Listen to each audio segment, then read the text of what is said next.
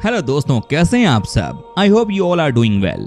दोस्तों, इसमें कोई शक नहीं है कि दुनिया के सबसे रहस्यमय देशों की जब बात होती है तो सबसे पहले इजिप्ट का ही नाम आता है। जी हाँ, यहाँ का इतिहास भी बहुत पुराना है, लेकिन हम में से बहुत ऐसे लोग होंगे जो कि इजिप्ट के इतिहास को तो जानते होंगे, लेकिन हाल फिलहाल में वहां से जो चौंकाने वाली चीजें मिली हैं उसकी जानकारी नहीं होगी। जी हाँ, इस देश के बारे में कहा ही जाता है कि जितनी रिसर्च करो उतना ही कम पड़ जाएगा। दोस्तों, अभी कुछ ही दिनों पहले आर्कियोलॉजिस्ट डिपार्टमेंट को कई ऐसी चीजें इस देश से मिली हैं जिसे देखने के बाद एक बार फिर सब चौंक गए। अगर आपने इन चीजों को नहीं देखा है तो कोई नहीं, आज देख लीजिएगा। तो दोस्तों चलिए शुरू करते हैं आज का नया सफर और जानते हैं इसके बारे में।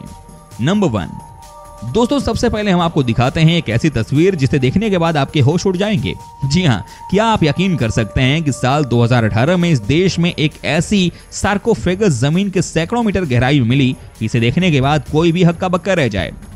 जी हाँ, क्या आप यकीन कर सकते हैं कि इस सार्कोफेगस यानी कि कॉफिन के अंदर एक लाल कलर की लिक्विड भी थी। कहा जाता है कि आज से पहले कभी भी किसी कॉफिन में लाल कलर का लिक्विड नहीं देखा गया था। साथ ही दोस्तों आपको यह भी बता दूं कि इस बड़े से बक्से में एक या दो नहीं बल्कि 3 कंकाल भी मिले। कहते हैं कि जब इनकी पड़ताल की गई तो यह भी पाया गया कि 2 तो मेल थे जबकि एक डेड बॉडी यानी कि कंकाल फीमेल की थी। सबसे ज्यादा चौंकाने वाली बात यह थी दोस्तों कि जो महिला थी इनके सिर में एक बड़ा सा छेद था। जी हाँ, ऐसा होल जिसे देखने के बाद आपको लगेगा कि शायद महिला की ब्रेन सर्जरी हुई हो। आप देख सकते हैं कि कैसे इनके सिर के बीचों बीच में ये गड्ढा है। आज भी साइंटिस्ट इस बात का पता लगा रहे हैं कि आखिर में रेड लिक्विड क्या था और सार्कोफेगस में डालकर डेड बॉडी को रखने का क्या मतलब था। आप समझ सकते हैं कि इजिप्ट देश में उस समय भी मेडिकल साइंस इतना आगे बढ़ गया था कि ब्रेन सर्जरी की जाती थी। नंबर 2, अब हम आपको कुछ ऐसा दिखाने जा रहे हैं जिसे इजिप्ट के इतिहास का सबसे अनोखा खोज माना गया है। फ्रेंड्स, आपको बता दूं कि इस खोज को हुए अभी ज्यादा दिन भी नहीं हुए हैं। ये आप देखिए। जी हाँ फ्रेंड्स, ये है स्टैचू रैमसे II की। ये इजिप्ट के इतिहास के सबसे महान राजा कहलाते हैं। आज भी दुनिया में इन्हें ग्रेट एंसेस्टर के नाम से ही जाना। आप देखिए कि कैसे साल 2019 सितंबर के महीने में उनकी इतनी बड़ी प्रतिमा जमीन के नीचे से मिली है। कहते हैं कि जहां से स्टैचू मिली वहां से इनके महल की दूरी ज्यादा नहीं थी। जी हाँ, वो 15 किलोमीटर के अंदर में ही आता है। लेकिन सबसे अजीब बात यह है कि जिसे पकड़ा गया था यहाँ पर जमीन खोदते हुए, उसे शायद ये बात पता थी कि यहाँ पर महान राजा रैमसेस II की प्रतिमा है। क्या आप यकीन कर सकते हैं कि जैसे ही आर्कियोलॉजिस्ट डिपार्टमेंट को इसके बारे में बात पता चली, वैसे ही फ्रेंड्स यहाँ पर जबरदस्त तरीके से खुदाई शुरू कर दी गई। अच्छी बात यह रही कि जमीन के बहुत अंदर नहीं थी ये महान राजा की प्रतिमा। जी हाँ, इनकी स्टैचू देखकर हर कोई हैरान रह गया था कि इतना बड़ा प्रतिमा कैसे हजारों सालों से जमीन के अंदर सही सलामत था। दोस्तों, सबसे हैरान करने वाली बात यह थी कि प्रतिमा लकड़ी की बनी थी। हालांकि इस बात की कंफर्मेशन आने में 2 दिनों का वक्त लगा, लेकिन जब सबको पता चला कि किंग रैमसेस II मिले हैं तो लोगों के मन में खुशी का ठिकाना नहीं रहा। इनकी पॉपुलैरिटी थी इतनी। लेकिन आप खुद ही देखिए ना, कितनी बड़ी प्रतिमा, और सबसे अच्छी बात है कि ये लकड़ी के बने होने के बाद भी सही सलामत थी। ये किसी चमत्कार से कम नहीं था। सवाल ये भी है कि लकड़ी इतने सालों तक जमीन के अंदर कैसे सही सलामत रही। पिंक कलर की इस किंग रैमसेस II प्रतिमा ने तहलका मचा दिया। दोस्तों, आप बने रहिए हमारे साथ इस वीडियो के अंत तक, क्योंकि आगे हम आपको बहुत कुछ रोचक दिखाने वाले हैं। नंबर 3, अब हम आपको दिखाते हैं कि कैसे इजिप्ट से ही 46,000 साल पुराना जहाज मिला था। जी हाँ, आपको हैरानी होगी कि जब ये जहाज 1954 में मिला था तब कई लोगों को यकीन ही नहीं हो रहा था कि इतना पुराना जहाज कैसे अब तक सुरक्षित रह सकता है कि नहीं। दोस्तों, क्या आपने कभी सोचा है कि दुनिया में किसी भी लकड़ी में इतनी ताकत है कि वो 46,000 साल तक टिका रहे, है कि नहीं। आज भी इस शिप को लेकर रिसर्च किया जा रहा है। जी हाँ, आज भी ये पता करने की कोशिश की जा रही है कि आखिर ऐसा क्या कमाल की चीज इस लकड़ी के साथ इजिप्ट के लोगों ने लगाई थी कि ये आज भी उसी हालत में थी जैसा कि 46,000 साल पहले। कहते हैं कि इजिप्ट के लोग शुरू से ही बहुत एडवांस हुआ करते थे, लेकिन इस तरह की खोज वाकई में किसी के लिए भी सरप्राइजिंग ही है। कहा जाता है कि स्पेशल जहाज से यहाँ के लोग पानी में तो तैरते ही थे, साथ ही साथ आसमान में भी इसका यूज करते थे। यहाँ के सभ्यता के मुताबिक इस जहाज से इजिप्ट के किंग आसमान में जाकर ईश्वर का आशीर्वाद लेते थे। क्या बात है। इस तरह की बात में कितनी सच्चाई है ये हमें नहीं पता है, लेकिन एक बात जो हम जानते हैं वो ये है कि वाकई में इजिप्ट की सभ्यता बहुत ही यूनिक थी। कहा जाता है कि शायद इसी जहाज की मदद से पिरामिड को बनाया गया था। अब आप ही बताइए कि अगर इसमें सच्चाई है तो ये जहाज कितना हिस्टोरिकल है। नंबर 4, दोस्तों क्या आप यकीन कर सकते हैं कि काहिरा शहर में 4 नए ताबूत मिले हैं। जी हाँ, 24 अप्रैल को मिस्र की ministry of tourism and antiquities ने इसकी घोषणा करते हुए बताया कि ये ताबूत 17वें साम्राज्य के हो सकते हैं, यानी 1550 BC के आसपास के। इसके आसपास ही 31 वर्कशॉप के अवशेष भी मिले हैं, जहां ताबूत में सोए लोगों के लिए जेवर बर्तन बनाने का काम चलता रहा होगा। हालांकि मॉडर्न ख्यालों वाले पुरातत्वविद भी ताबूतों को खोलने से परहेज करते रहे हैं, जिसकी वजह थे राजा तुतनखामेन। आखिर कौन थे ये राजा? दरअसल साल 1922 में अंग्रेज पुरातत्वविद होवार्ड कार्ट और उनके सहयोगी लॉर्ड कार्नरवन ने इजिप्ट के लग्जर शहर में राजा तुतनखामेन का मकबरा खोज निकाला था। इतिहासकारों के अनुसार वो प्राचीन मिस्र के 18वें राजवंश के 11वें राजा थे। ताबूत खोलने पर बिल्कुल साबुत और बेहद कीमती आभूषणों से भरा हुआ था। माना गया कि मौत के वक्त राजा की उम्र 17 साल के आसपास रही होगी। उनकी मौत की सही वजह कोई नहीं बता सका।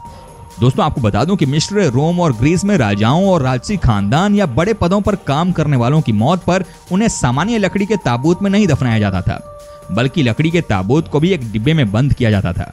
पत्थर से बना यह डिब्बा सार्कोफेगस कहलाता है। पत्थर का यह ताबूत जमीन से कुछ ऊपर रखा जाता था। मिस्र में इसकी शुरुआत 2686 बीसी की मानी जाती है। माना जाता था कि मौत के बाद दूसरे संसार में व्यक्ति ताबूत पहुंचे, उसके लिए सार्कोफेगस जरूरी है। लकड़ी पर नक्काशी के साथ ताबूत के भीतर कीमती रत्न और गहने भी रखे जाते थे। साथ ही मृतक का नाम खुदवाया जाता था ताकि मरने के बाद उसे कोई मुश्किल न हो। साथ ही साथ सार्कोफेगस लकड़ी के चौकोर ताबूत से अलग मृतक के शरीर के बनावट और कद के आधार पर बने होते थे। पुनर्जन्म पर यकीन करने वाली मिस्र की सभ्यता में मरने वालों के शरीर पर खास लेप किया जाता और फिर उसे दफनाया जाता, जिससे शरीर खराब ना हो। अच्छा दोस्तों, वीडियो में आगे बढ़ने से पहले जरा बताइए ना कि आप कहां से हमारा वीडियो टकटकी लगाकर देख रहे हैं। जनाब बताइए जरा कमेंट बॉक्स में। नंबर 5 दोस्तों, अब हम आपको दिखाते हैं कि कैसे इजिप्ट के जमीन के नीचे से 24 ऐसे कॉफिन मिले जिसे देखने के बाद कोई भी हैरान हो जाए।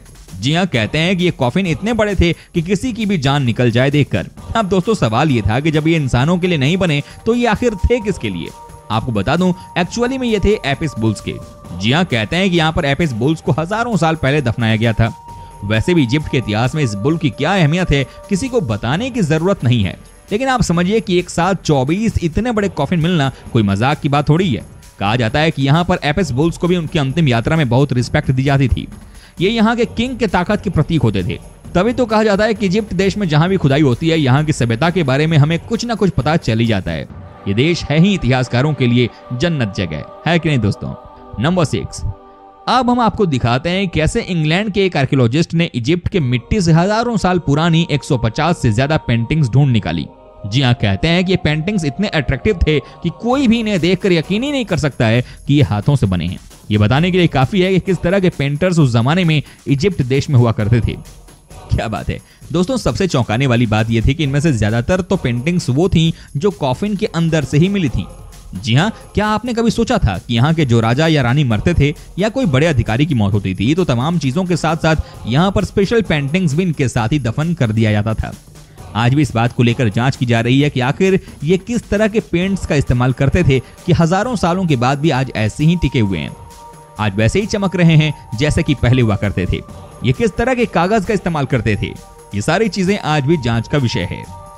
नंबर 7 दोस्तों, इजिप्ट के कई लोगों ने अपने फेसबुक पेज पर एक कथित हिंदू मंदिर की तस्वीर शेयर की थी। ये बहुत पॉपुलर हुआ था। उसके साथ ये दावा किया जा रहा है कि ये तस्वीर हजारों साल पुराने एक हिंदू मंदिर की है, जिसकी खोज मुस्लिम देश मिस्र में की गई है। तस्वीर के साथ ये भी लिखा गया है कि मिस्र के एक मकबरे के नीचे ये हजारों साल पुराना मंदिर मिला है। साथ में देवी देवताओं की बहुत सी मूर्तियां भी मिली हैं। कुछ लोगों ने इस तस्वीर को यह लिखकर शेयर किया है कि दुनिया के किसी भी कोने में खुदाई करने पर हिंदू मंदिर और देवी देवताओं की मूर्तियां मिलती हैं। यह सिद्ध करता है कि पहले पूरी दुनिया में केवल हिंदू धर्म ही था। देखने में यह तस्वीर किसी प्राचीन इमारत की लगती है। तस्वीर में एक शख्स भी दिखाई देता है जिसे देखकर लगता है कि वो इन प्रतिमाओं के बारे में कुछ समझा रहा है। रिवर्स इमेज सर्च की मदद से हमने पाया कि यह तस्वीर सही है, यानी कि तस्वीर से कोई छेड़छाड़ नहीं की गई है, लेकिन तस्वीर का संदर्भ पूरी तरह से बदल दिया गया है। अपनी जांच में हमने पाया कि यह तस्वीर मिस्र की राजधानी काहिरा के नजदीक सक्कारा प्रांत में स्थित एक पिरामिड परिसर की है। ये एक नया मकबरा है जिसे मिस्र के पुरातत्वविदों ने हाल ही में खोजा है। बताया गया है कि यह मकबरा 4400 सालों से अनछुआ था। जिन पुरातत्वविदों ने टीलों के नीचे दबे इस मकबरे की खोज की है, उनके अनुसार मकबरे में मिली कलाकृतियां मिस्र पर 2500 ईसा पूर्व से 2350 ईसा पूर्व के बीच शासन करने वाली 5वें राजवंश के दौर की हैं। लेकिन हिंदू देवी देवताओं और किसी मंदिर से इस साइट के जुड़ाव की बात पुरातत्वविदों ने नहीं कही है। नंबर 8 फ्रेंड्स, आज से 4 से 5000 वर्ष पूर्व दुनिया के हर कोने में लगभग एक ही काल में पिरामिड बनाए गए। ये वही काल था जबकि मिस्र में पिरामिड बने थे। ये वो काल था जबकि Egypt, Sumeria, Babylonia, Mesopotamia, Assyria, Mehrgarh, सैंधव, पारसी आदि प्राचीन सभ्यताएं अपने विकास के चरम पर थीं। हिंदू धर्म के अनुसार स्वास्तिक है पिरामिड का प्रतीक। जी हाँ दोस्तों, इसके अनुसार हिंदू धर्म में स्वास्तिक को शक्ति, सौभाग्य, समृद्धि और मंगल का प्रतीक माना जाता है। घर के वास्तु को ठीक करने के लिए स्वास्तिक का प्रयोग किया जाता है। स्वास्तिक के चिन्ह को भाग्यवर्धक वस्तुओं में गिना जाता है। स्वास्तिक के प्रयोग से घर की नकारात्मक ऊर्जा बाहर चली जाती है। आज भी आप देखते होंगे कि कई ऊंची ऊंची बिल्डिंग के ऊपर पिरामिड शेप की चीज को तैयार किया जाता है, जिसका दोस्तों साफ साफ मतलब होता है कि पॉजिटिव पावर को अट्रैक्ट करना। पिरामिड पर शोध करने वाले वैज्ञानिकों का कहना है कि सभी पिरामिड उत्तर दक्षिण एक्सिस पर बने हैं, अर्थात उन सभी को उत्तरी और दक्षिणी गोलार्ध के प्रभाव को जानकर बनाया गया है। इसका भूचुंबकत्व एवं ब्रह्मांडीय तरंगों से विशिष्ट संबंध है। उत्तर दक्षिण गोलार्धों को मिलाने वाली रेखा पृथ्वी की चुंबक रेखा है। चुंबकीय शक्तियां विद्युत तरंगों से सीधी जुड़ी हुई हैं, जो ये दर्शाती हैं कि ब्रह्मांड में बिखरी मैग्नेटोस्फीयर में विद्यमान चुंबकीय किरणों को संचित करने की अभूतपूर्व क्षमता पिरामिड में है। यही किरणें एकत्रित होकर अपना प्रभाव अंदर विद्यमान वस्तुओं या जीवधारियों पर डालती हैं।